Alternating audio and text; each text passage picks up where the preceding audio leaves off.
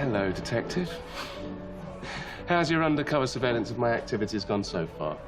I've looked into you. Your name really is Lucifer Morningstar. And as far as I can tell, you didn't exist 5 years ago. On the earthly plane, no. People don't appear out of thin air. Who were you? How did you survive getting shot 6 times by Jimmy Barnes? So, Lucifer. Hello. How did you get involved?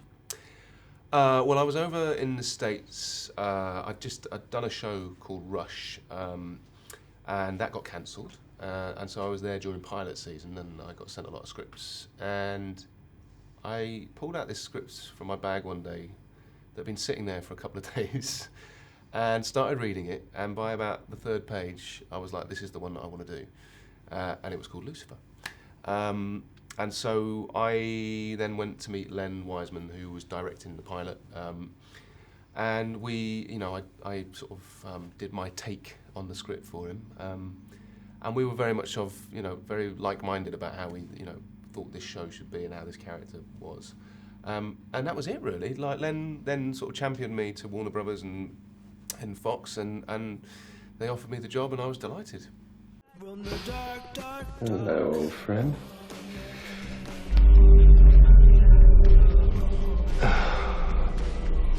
Bloody hell. Brother, I'm disappointed in you. What? It's called a devil's threesome for a reason. You were once the brightest of all of God's angels, Lucifer. And now, look at you. Look, if you've come to lecture me, can you just save it for later? I'm annoyingly sober right now, and it takes ages to pour a drink when you're around. Actually, I'm here with an offer. Really? Go back to hell, Lucifer, and I will speak to Father. You're scared, aren't you? That if I don't go back to hell, you're going to have to take over. Oh, that would never happen. Oh, no. I mean, it's not like God sent his favorite son to reign over hell before, is it? Oh, wait, sorry. Forgot. He's a character who's been played lots of different ways, lots of different times throughout the ages. I mean, did you look at anyone else's take on the character, or were you not interested? I think, well, I had a few sort of filed away in my memory that it struck a chord when I was reading the script for the first time, because Tom Ellis, who'd written the script, created Californication, and there were elements of sort of Hank Moody or a Hank Moody-esque character within this, but then it wasn't specified, whether he had an American accent, whether he was British or anything like that. So I was going through the text, and it sort of started to lend itself to a sort of Noel Coward-esque delivery, infused with, a rock and roll soul. And so that brought me maybe a bit more towards Peter Cook in Bedazzled. I think that's the sort of closest reference point I would use of any stuff that had been done before. But quite honestly, I thought this was a pretty unique take on this character that everyone seems to know. And so that's what really attracted me to it, the opportunity to do something different with it. How do you afford this place? Do you take bribes? I don't. And what are you doing here? Hello again, small human. This is yours, yes? Yeah, that's Molly McDowell. She's a ballerina by day, but a ninja chemist by night. Well, a simple yes would have sufficed. Right, on you go then. Go on, fetch your way. Well, go on in. Is this too advanced for her? You're funny. Trixie, babe, come on. You ready? You need to leave now. I had no idea that Hot Tub High School paid so well. It didn't. And can you shh on the hot tub? She doesn't know. What? Then her mum was a giant star? Why not? Not because of the old... Yeah, and can you never do that again? It looks like tremendous fun. Was it tremendous fun to make? Possibly the most fun I've ever had making anything. Yeah. It was...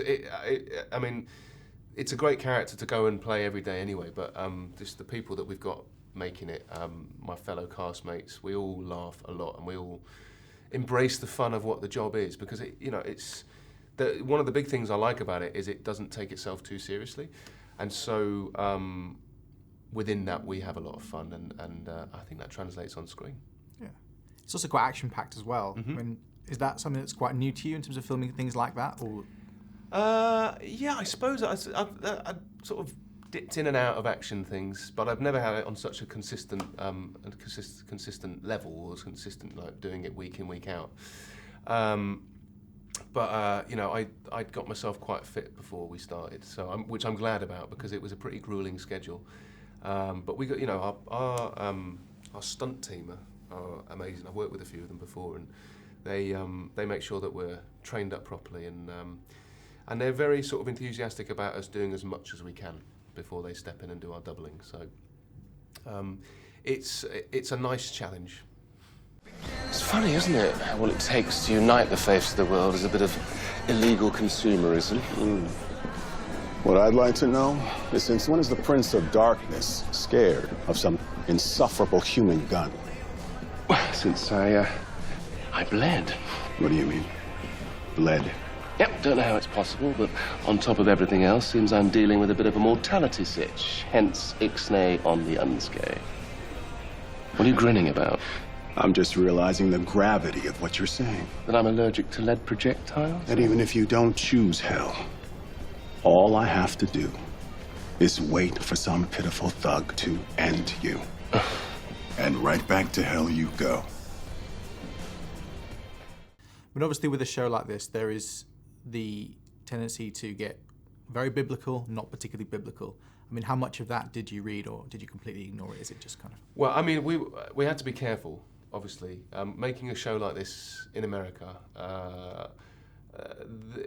no one was surprised when there were certain people making noises about how we shouldn't be making this show and how it shouldn't be on TV. But we've always said, this is a book based. This TV show is based on a comic book, a character from a comic book, not a character from the big book, and so that's where our license is drawn from. We've not set out to offend everybody. If anything, we've set out to take the most irredeemable character and set him on a path of redemption. So I don't think that's such a bad thing. You seem oddly immune to my charms. Referring to them as charms, I think, is a bit of a stretch. Did my father send you?